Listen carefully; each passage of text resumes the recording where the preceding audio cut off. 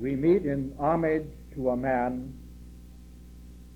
and through him to revere the unnumbered men, some famed and some unremembered, whose labors for goodness live on in the struggles and abundance of our world. Each man confronts his lash of unrest and vision, but the many are fearful to be delivered up to its necessities. They stifle their own call to greatness, retreating and postponing their engagements, bruising themselves in wearisome conflict with their fellows. But in a few there is a power of reckless humility that breaks them into paths of opposition and anger, and they name the evils and the aspirations that the lips of the many are too timid to utter. They receive the lonely rewards of the prophet, to be loved by the few who can see to the gentleness at the source of their protest and the love that enforces their indignation. For he who rises to demand the good that lies afar off is rebuked by the people whose children will be his inheritors. Yet his words hurdle the abuse of their ignorance and take up lodging in the memory of the people to haunt and to pester their idleness. For the generations make their dreams out of the courage of the prophet. For their own neglect and denial fastens his urgency upon the hunger of the people. When they dare to open another window, they see his face. When they dare to leave the old road and break a new trail, they discover his footprints have gone before them, and they are not alone.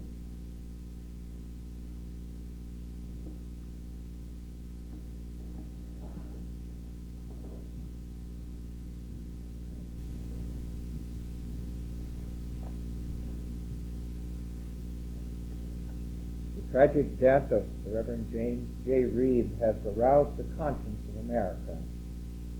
He was not the first to die in the cause of racial justice, nor will he be the last. A few other martyrs have so effectively crystallized the nation's opinion and galvanized the nation's will. For Mr. Reeb had only the best of all reasons for going to Selma. He might easily have convinced himself, as did the rest of us, that this was not his fight. He could have found that his busy schedule did not permit such an inconvenient trip, or that the risks involved would not be fair to his family. He could have rationalized away the haunting sense of duty which ultimately drove him to make his fatal journey.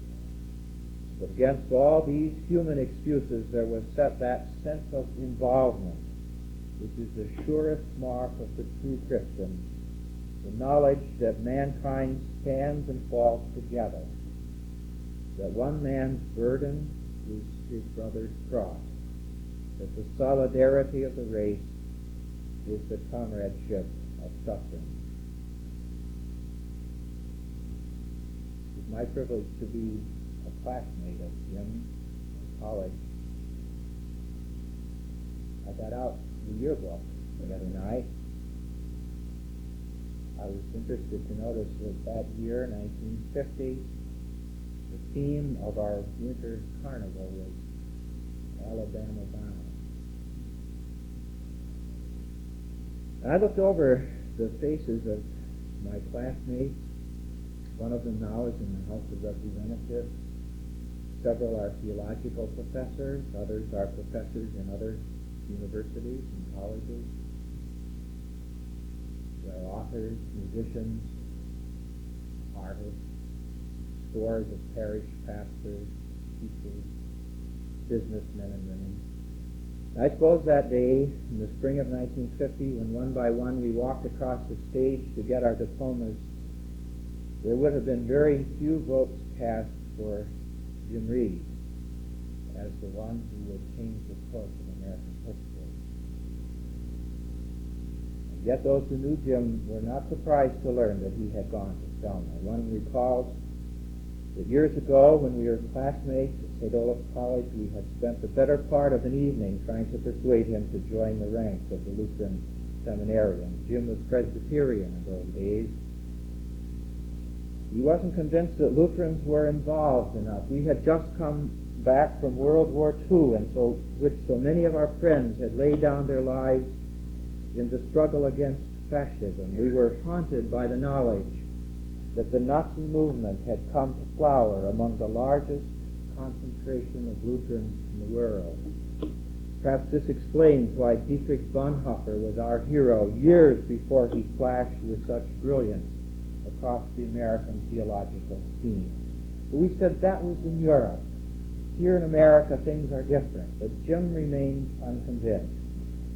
Perhaps the Presbyterians were not enough involved either. One suspects that he might have been someone in advance even of the Unitarians. He was given to this kind of single-hearted devotion. However he might have regarded us in his life, in his death he passes judgment on us all. For when the chips were down, Jim was there. Instinctively, he knew his place to be on the front line. Without a thought for himself, he took his stand, ready to make whatever sacrifice might be required. Jim did not win any letters on the athletic field. He never ran, as I recall it, for any office during his student days. He never otherwise distinguished himself during his academic career, but quietly, unobtrusively, humbly, he did the things a Christian ought to do. And if he were here today, he would be the very first to say that this ought to be a service not for himself alone. He would want it to be in memory of all those who have laid down their lives in this noble struggle. You know, Lutherans have a passion for theological accuracy. We're terribly anxious to say the right thing. And too often we have left it to the Unitarians and to the Friends to do all the brave deeds which so accurate a theology ought to imply. What a marvelous combination it would make if this passion for the truth could be united with a passion for justice. What a powerful instrument for renewal the church might become. One would like to think that the church found such a merger in Jim Reeb. Jim was the product of St. Olaf, the Princeton Seminary. Even as now in his death he adds to their brilliance. In him we see a passion for the truth and a passion for justice coming together to produce a man obedient both in word and in deed. Jim Reeb is larger than a single school or a single denomination. He belongs now to the Church Universal and to the country which he serves so well. Born in Wyoming, educated in Minnesota and in New Jersey, serving in Pennsylvania, in the District of Columbia, and in Massachusetts, he gives a lie to those who would forever divide the world into insiders and outsiders. He reminds us that all men are our brothers, that all the world is home to him who comes to serve. And so we may be forgiven for thinking that maybe Jim has died in the place where we should have been, and that by dying in our place, he has given us all an added reason to live well and to die bravely.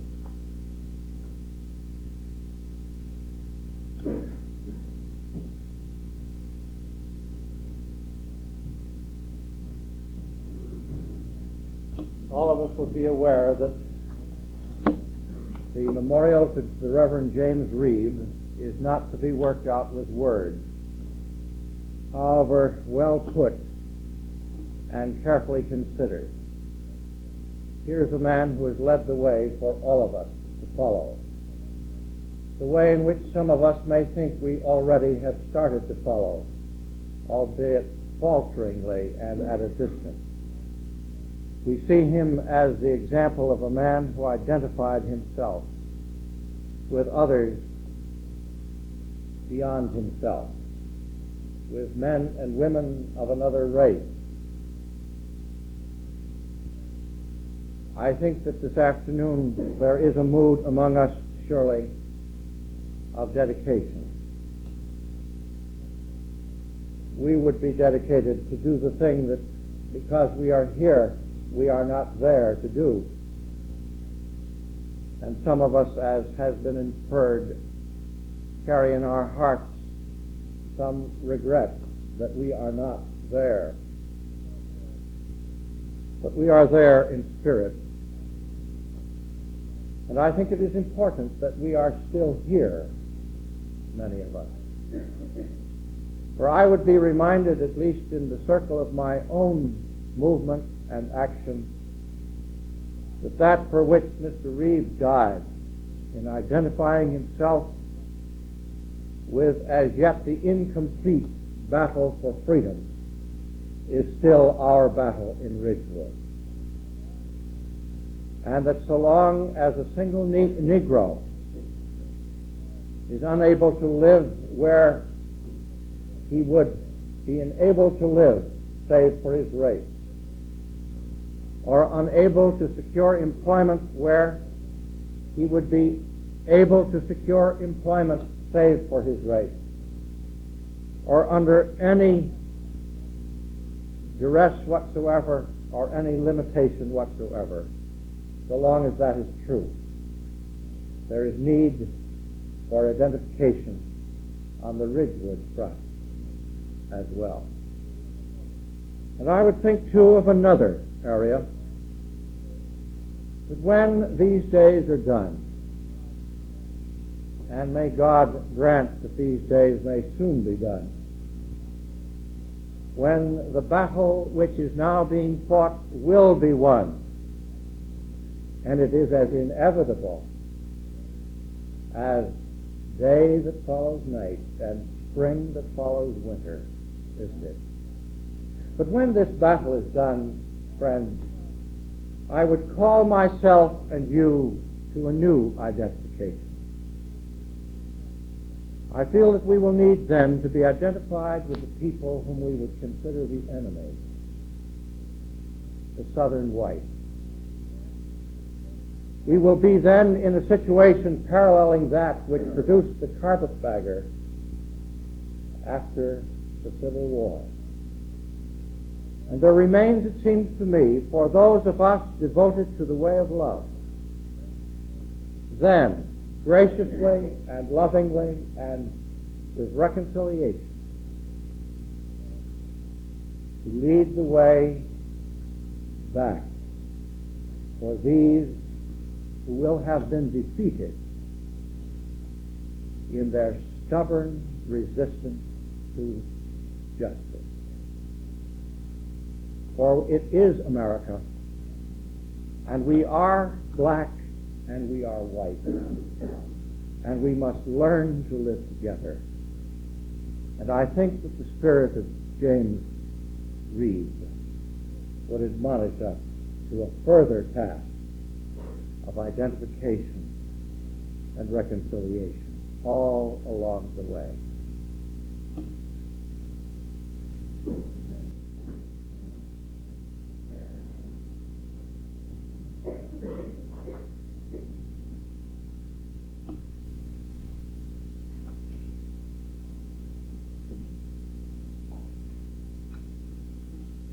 If any man will come after me, let him deny himself, pick up his cross, and follow me. Dr. King made a plea some time ago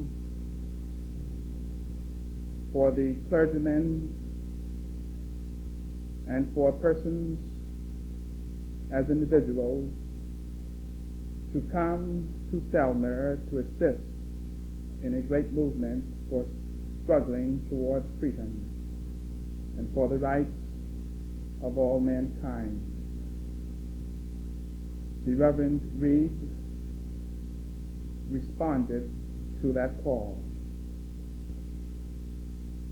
His life was taken from him, and perhaps not so much by another individual, but perhaps by the greed, by the evil, by the hatred, and by the malice that has caused so much bloodshed on the soils of America. Perhaps by the system that has not only divided men, institutions, movements, hearts as well as minds. His life was taken from him. And many of us looked upon his death perhaps not as a tragedy, but as a sacrificial death on behalf of America. And I am sure Dr. King and many of the American Negroes, if not all, would say at this moment, if they had the opportunity, that his life, Reverend Reeb, his life, his death, aided or helped greatly toward bringing about the present Civil Rights Bill recently enacted by our President, Mr. Johnson. Many of us are quite aware that the momentous support, the great concern came partly because of his death. For you see, there were many who died long before he had died. There were many Negroes whose bodies were left in the rivers of Mississippi, Alabama, and Georgia.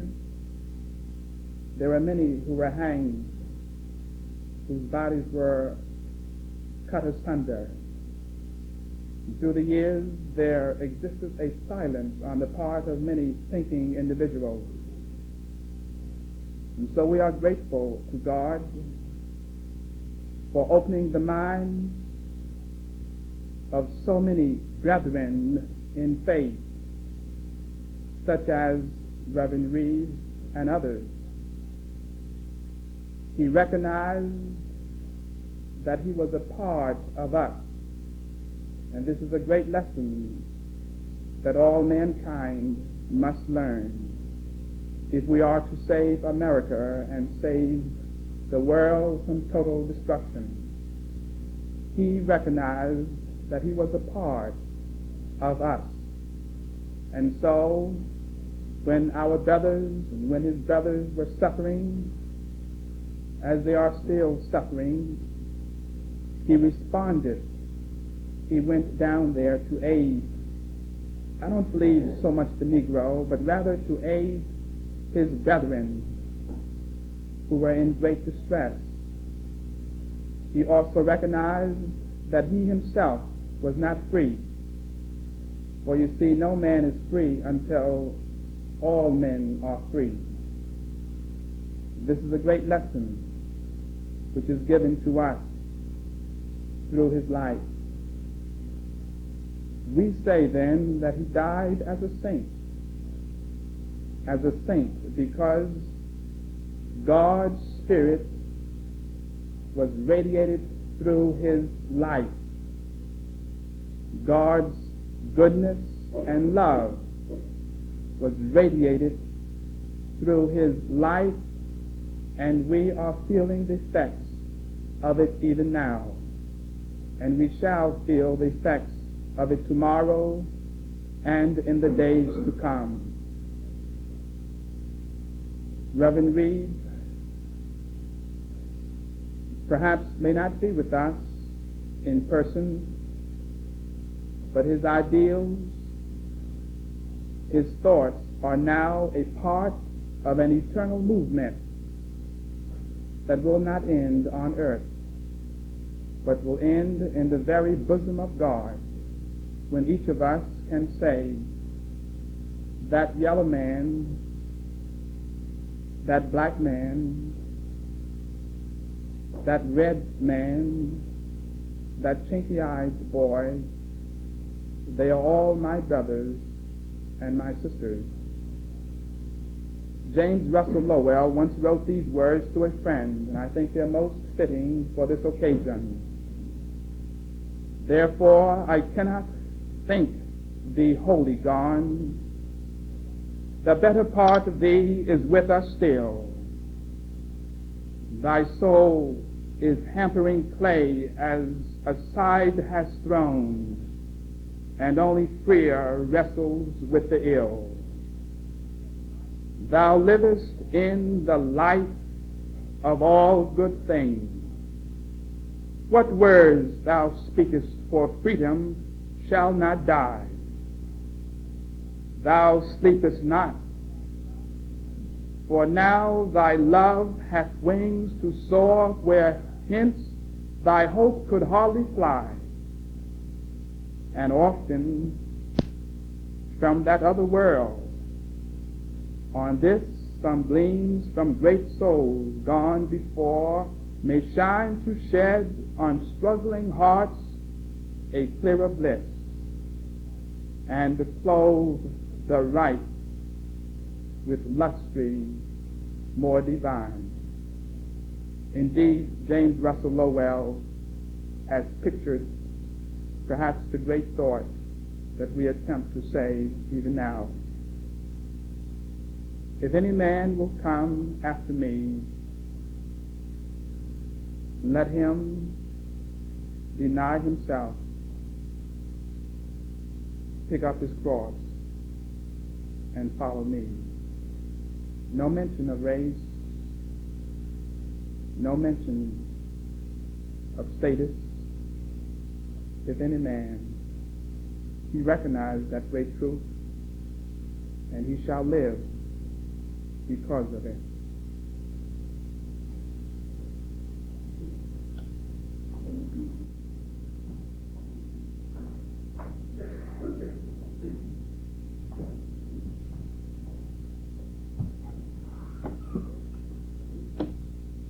The words of Leviticus come down to us. Lo ta'amod et dam l'reyecha. Thou shalt not stand idly by the blood of thy brother. It is difficult, perhaps, to understand the consensus of hate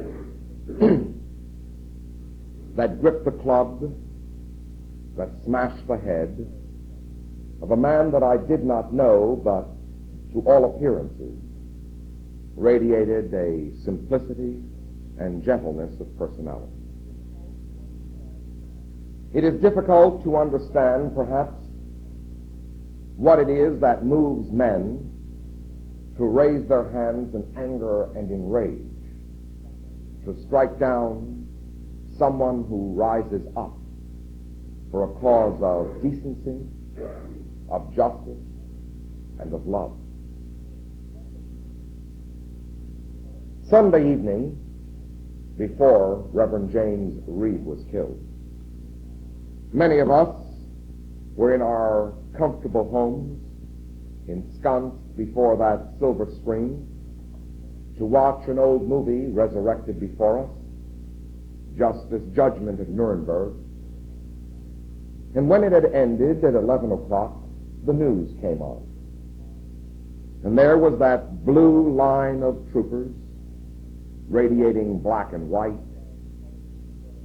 The shades of coloring were distinctly there in a line of white faces blue uniforms and black clubs and guns, and masks strapped to the side.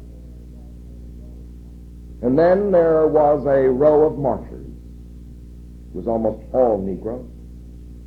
It came over the Pettus Bridge, and it stood for a moment, and then as the cameras held back 200 yards, picked up the series of events. A rush of men in blue, swinging of clubs, the puffs of smoke of burning, searing gas, and then people flailing and falling beneath the clubs, and suddenly the onrush of men on horses with ropes, hemp ropes soaked in cold water, and bullwhips. And we knew that another breakwater, another moment in that agonizing struggle of the American people had taken place. I've spent my share of time in jail. I have fasted, I might say, with good reason apart from the jail itself. I've participated in a number of movements, marched before, and frankly speaking, I was much tired of marching. But after this, how shall I put it, concatenation of events and circumstances, it became impossible not to face the realization of that fundamental truth, that all it takes for evil to prevail is for good men to remain silent. Thou shalt not stand idly by the blood of your brother. The call came on Monday morning, and through the length and breadth of this land, there was a response. 2 years before in Albany, and the demonstration that took place there, it took a week of pleading on telephones and endlessly to get 75 men to respond from across this nation. But in Selma, Alabama, on that Tuesday morning of the fateful day in the life of James Reeb, some 750 people had already made their presence felt from churches and synagogues across this land. And countless others joined in that march on that fateful day in the life of James Reeb. I stood next to a young Negro boy. I was really much interested in him rather than the speeches that had been going on. I didn't feel moved anymore by the songs, which were for me songs that I'd sung over and over and over again. But I was much interested in a young boy of 17 years of age. He had a speech defect, a stammer. He had been in the line of marchers on Sunday, and across his brow he had the line of the lash of a hemp rope exercised by one of Sheriff Jim Clark's deputies on a horse. He was fearless in his resolve, having lived for 10 years in a struggle of nonviolent direct action, fearless in his resolve that he would march again that day. When we began the march, the word came down, women stand inside, men on the outside. And he quickly changed places with me. Now, I tried to indicate that I was a man after all, but he felt very protected toward me. We marched along, and I tried to chat with him, and I could see the tension mounting and building up. Although, as I firmly believe, the safest place in Selma, Alabama, that Tuesday was on the line of march. And by the time we hit Pettus Bridge, the stammer had become so pronounced that I no longer could understand what he said. But there was in him an iron and a burning fire that as he approached that spot where the clubs had descended and the gas bombs had sent off their searing cheering crowd, he would step firmly and strongly. That evening, James Reeb stepped out of a restaurant in Selma, was on the edge of the Negro ghetto. It should have been, by all rights, a safe place to be. But he stepped out with his companions, and a club struck him down. That club of hate, the poverty of imagination, the senselessness and the brutality that lay behind that force descending upon his head, had already exercised itself countless times on unnumbered and unnamed people who have died brutally slaughtered by hatred and malice. I do not easily elevate nor identify with saints. I feel rather the swift crushing blows. I empathize with the pain and the loss and the agony left to his wife and children. When time has gone by and this victory is won, they may have memories of a valiant father and husband, but the pain is never assuaged.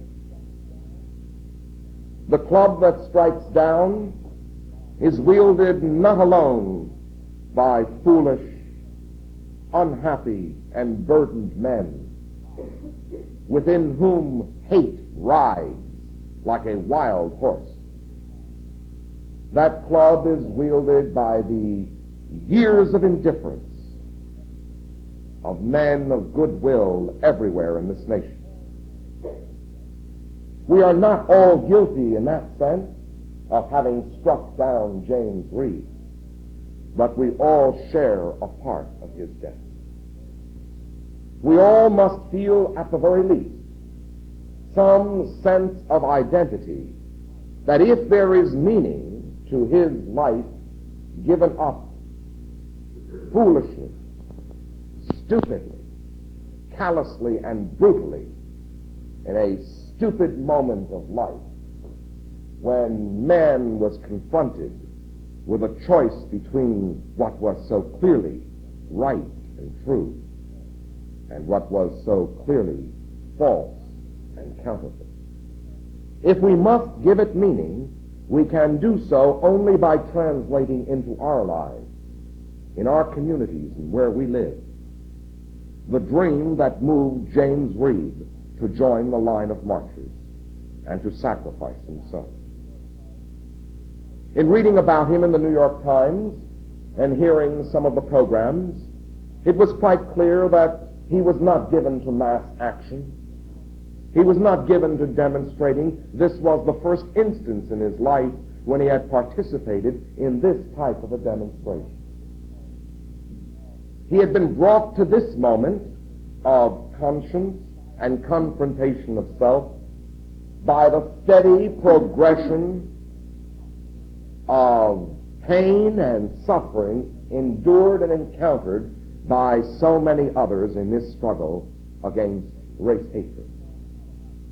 And he made his way to Selma, Alabama, at the word and behest of Martin Luther King.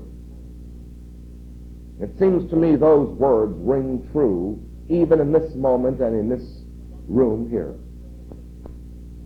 Dr. King once said, and has repeated himself often enough, that what is taking place in America today is not alone a struggle for freedom. It is not alone a confrontation with an American past and with the conscience of the American people, where 100 years of back pay are now being demanded, freedom now. It is an act of liberation. It is a lifting up of the burden of hatred that has oppressed and sagged the conscience and being of so many white Americans. Dr. King has said, and I concur, and all of us must recognize this for the truth, that by lifting this mantle of hatred and liberating the white man in America, what is taking place in this struggle is a reconsecration to the most fundamental ideals of an American dream. We are of that generation that must make right so many centuries of wrong, of pain, and of suffering. We produced our martyrs and men who have stood up to be counted and struck down by the hating hand. But in the end, whether it be in Selma, Alabama, or Ridgewood, New Jersey, this fact is true, that from the Pacific Palisades to the shores of the Hudson River, from the Great Lakes down to the bayous of Louisiana, we have come to that moment where we shall rise and make true everything our fathers spoke of when they founded this land. That this will truly be a land of freedom, of justice, of mercy, of pity, of compassion, love, and peace.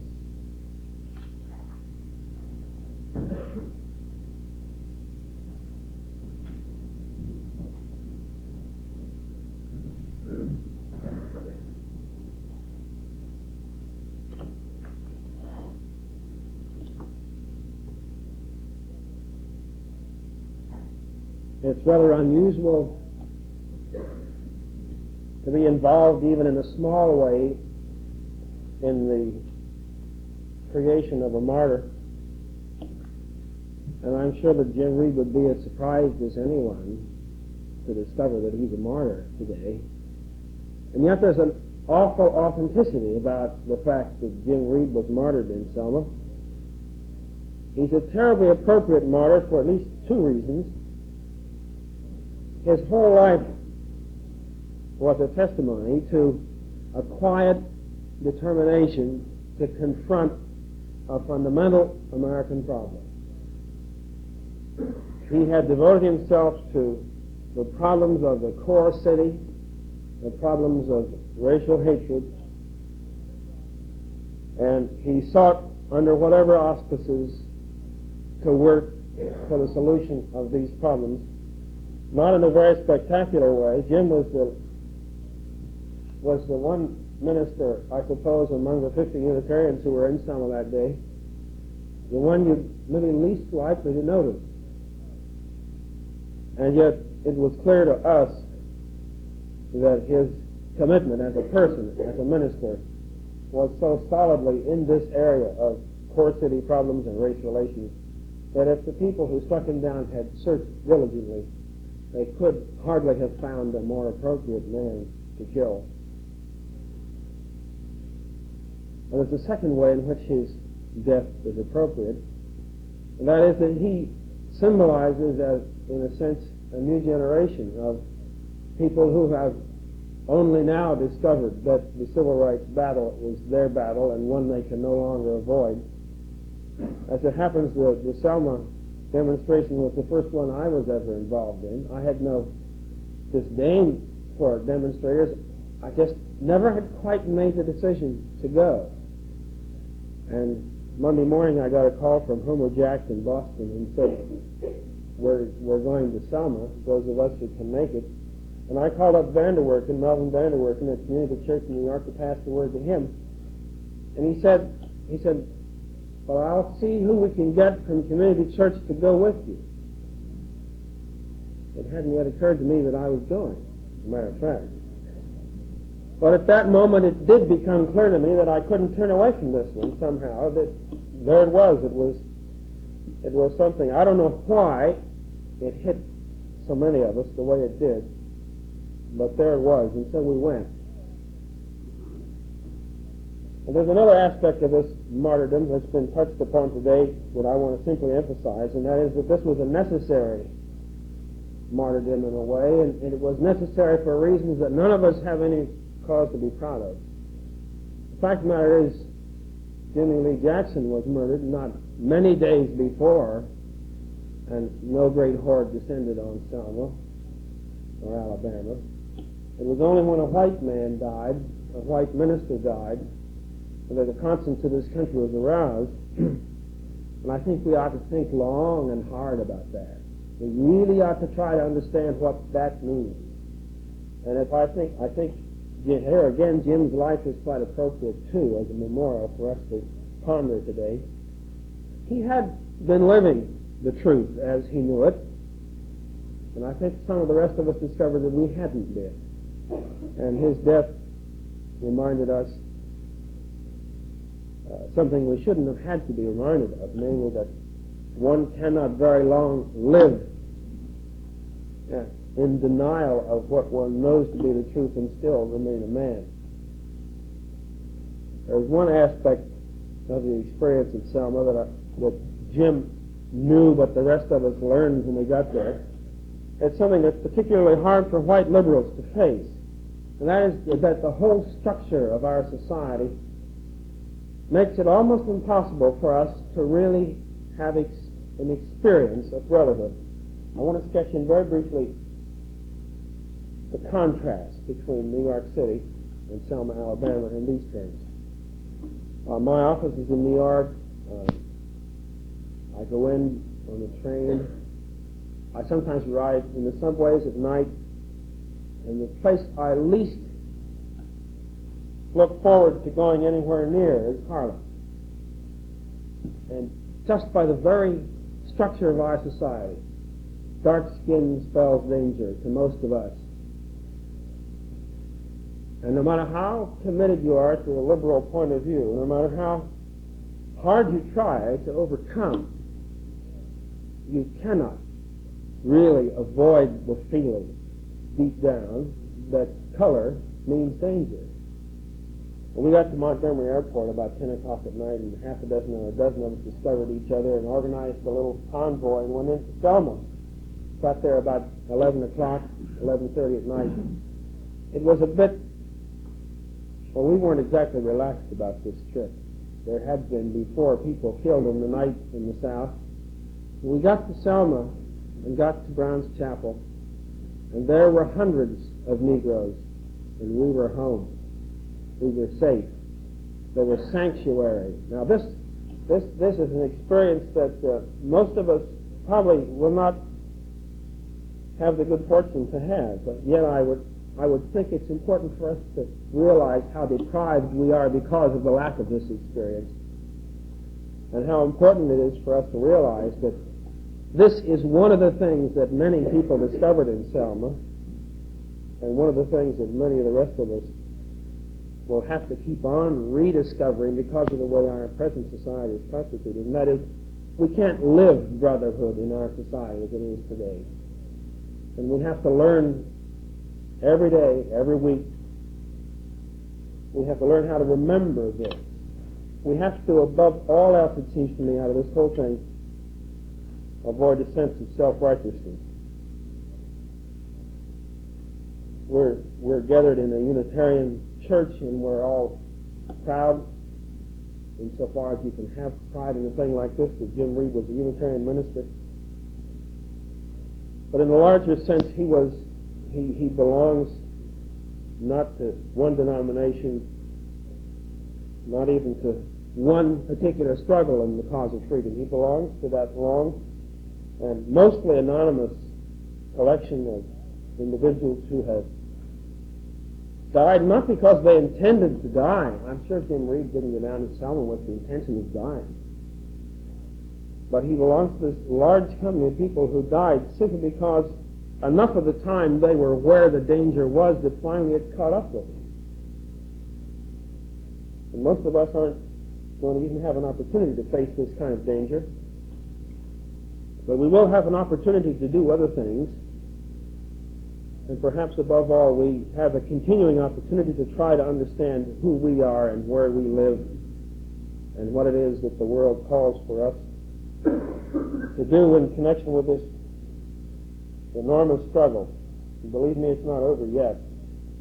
Don't relax. It's not time to relax yet. The struggle in the North really hasn't started. this war has been carried on in the South so far, but wait till the war comes to New York City. Then you'll really see something. I think it's going to be more difficult to solve the problems in New York City than has been to solve the problems in the South. And we may have time to learn a few things before this time of testing for us in this area comes. And one of the most important things to learn, as I experienced this tragedy, is to somehow learn to avoid self-righteousness and the tendency to point the finger at someone else.